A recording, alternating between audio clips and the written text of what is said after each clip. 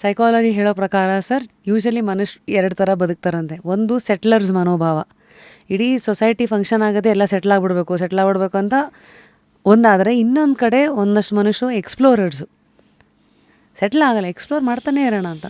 Usually 100 ಜನರಲ್ಲಿ 99 ಜನ ಒಂದು ಕಡೆ ನಿಂತಾಗ ಪಿಯರ್ ಪ್ರೆಷರ್ ಅಂತೇನು ಇವತ್ತು ಕರಿತೀವಿ, ಇನ್ನೊಬ್ರು ತುಂಬ ಆ ಕಡೆ ವಾಲ್ಕೊಳ್ಳೋ ಅಂತ ಒಂದಷ್ಟು ಫಿಯರ್ ಆಗ್ಬೋದು. ಯಾಕೆಂದರೆ 100ರಲ್ಲಿ ನಾನು ಒಂಥರ ಇಲ್ಲ ಏನಪ್ಪ ಅಂತ. ಆ ಸಂಕಟಗಳು, ಆ ಗೊಂದಲಗಳು ನಮ್ಮ ದತ್ತಣ್ಣ ಅವ್ರನ್ನ ಯಾವತ್ತೂ ಕಾಡಲಿಲ್ವೇ? ಇದು ಕಾಡಕ್ಕೆ ನಾನು ಬಿಡಲಿಲ್ಲ.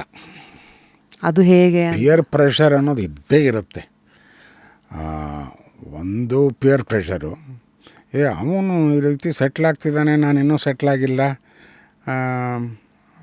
ಇವನು ಈ ರೀತಿ ಹೋಗ್ತಿದ್ದಾನೆ, ಬಟ್ ನಾನು ನಿಂತಲ್ಲೇ ನಿಂತಿದ್ದೀನಿ, ಈ ರೀತಿ ಒಂದು ಗೊಂದಲಗಳು ಶುರುವಾಗುತ್ತೆ. ಅದು ಪಿಯರ್ ಪ್ರೆಷರ್. ಇಲ್ಲಿ ಪಿಯರ್ ಪ್ರೆಷರ್ಗಿಂತ ಹೆಚ್ಚಾಗಿ ಪ್ರೆಷರ್ ಫ್ರಮ್ ಸೀನಿಯರ್ಸ್, ಮನೆಯವರು, ಸುತ್ತಮುತ್ತ ಮನೆಯವರು, ಅಪ್ಪ ಅಮ್ಮ, ಅಣ್ಣ ಅಕ್ಕ, ಇಂಥವ್ರು ಏನೋ ನೀನು ಒಂದು ಹೇಳೋ ಮದುವೆ ಆಗಿ ಸೆಟ್ಲಾಗಬೇಡನೋ, ಇದು ಸುಂದರಪ್ಪ ನೀನು ಹೋಗ್ತಾ ಇರೋ ರೀತಿ ಸರಿ ಇಲ್ಲ, ಈ ಥರ ಒಂದಿಷ್ಟು ಪ್ರೆಷರ್ಗಳು ಬರುತ್ತೆ.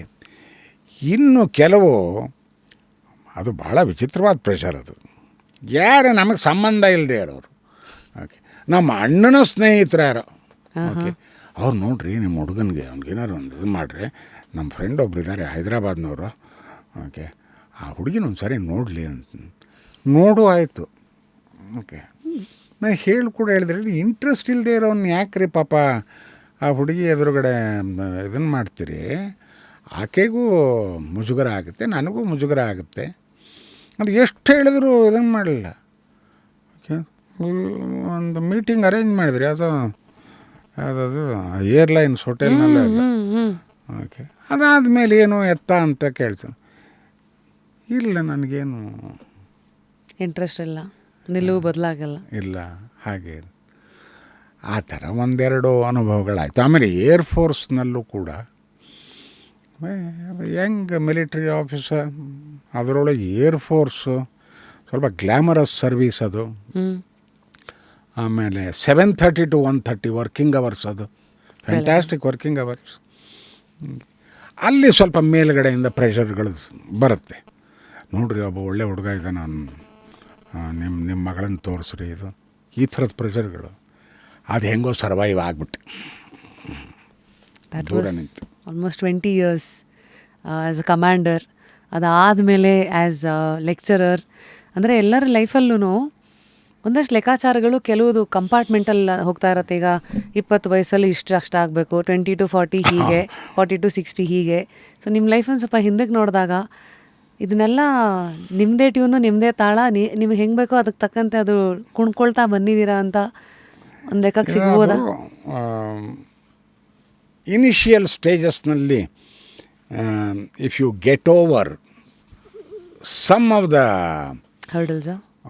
ಹರ್ಡಲ್ಸ್ ಅಂತ ಹೇಳೋದಕ್ಕಿಂತ ಟೆಂಪ್ಟೇಷನ್ಸ್, ಸ್ವಲ್ಪ ಅದನ್ನು ಅದು ಹೇಗೆ ದೂರ ಮಾಡ್ಕೊಳ್ಳೋದು ಅಂತ ಅಂದರೆ ಅದನ್ನು ವಿಚಾರ ಮಾಡೋದು, ಸ್ವಂತವಾಗಿ ಪ್ರಶ್ನೆ ಮಾಡೋದು. ಹೌದಲ್ಲ, ಇಸ್ ಇಟ್ ನೆಸಸರಿ, ಮ್ಯಾನೇಜ್ ಮಾಡ್ಬೋದಾ, ಇದು is it the aim of life, ಈ ಥರ ಪ್ರಶ್ನೆಗಳೆಲ್ಲ ಬರುತ್ತೆ. ಅವನ್ನೆಲ್ಲ ಅಲ್ಲಲ್ಲೇ ಉತ್ತರ ಕೊಟ್ಕೊಂಡು ಹೋದರೆ ಸಮರ್ಪಕವಾಗಿ ಇಲ್ಲ ಈ ರೀತಿ ಬೆಳ್ಕೊಂಡು ಹೋಗ್ಬೋದು ಅನ್ನೋ ದೃಷ್ಟಿ ಒಳಗೆ ಬೆಳೆದಿದ್ದನ್ನು. I think most of them don't question lot of things about their own life ಅನ್ಸುತ್ತೆ. Some might go through that template, ಯಾರೋ ಹಾಕಿರ್ತಾರೆ, ಬ್ಲೈಂಡ್ಲಿ ಜಸ್ಟ್ ಫಾಲೋ ಅಂತ ಇರಬಹುದು ಏನೋ ಒಂದಷ್ಟು.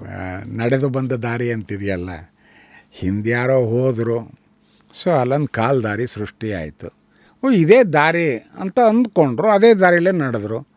ಓಕೆ, ಅಕ್ಕಪಕ್ಕನೂ ಹೊಸ ದಾರಿಗಳನ್ನು ಸೃಷ್ಟಿ ಮಾಡ್ಕೋಬಹುದು. ಅಥವಾ ಈ ಕಡೆ ಹೋದರೆ ಕನಕಪುರದ ಬದಲು ಇನ್ಯಾವುದೋ ಊರು ಸಿಗುತ್ತೆ, ಇಲ್ಲಿ ಯಾವುದೋ ಮಧ್ಯದಲ್ಲಿ ಒಂದು ನದಿ ಸಿಗುತ್ತೆ, ಇಲ್ಲಿ ಯಾವುದೋ ಒಂದು ಗುಡ್ಡ ಸಿಗುತ್ತೆ, ಇದರ ಅನುಭವಗಳೆಲ್ಲ ಪಡ್ಕೋಬಹುದಲ್ಲ ಅನ್ನೋ ಕಲ್ಪನೆ ಬಂದಿರಲ್ಲ. ಅದು ಸ್ವಲ್ಪ ಸ್ವಂತ ಯೋಚನೆ ಬಂದ ತಕ್ಷಣ ಈ ಕಲ್ಪನೆಗಳು ಬರುತ್ತೆ. ಅಲ್ಲೇ ಯಾಕೆ ನಡಿಬೇಕು, ಬೇರೆ ಕಡೆ ನೋಡೋಣ, ಒಂದು ಸ್ವಲ್ಪ ಹತ್ತಿರವೂ ಆಗಬಹುದು, ಇದು ಉಂಟು.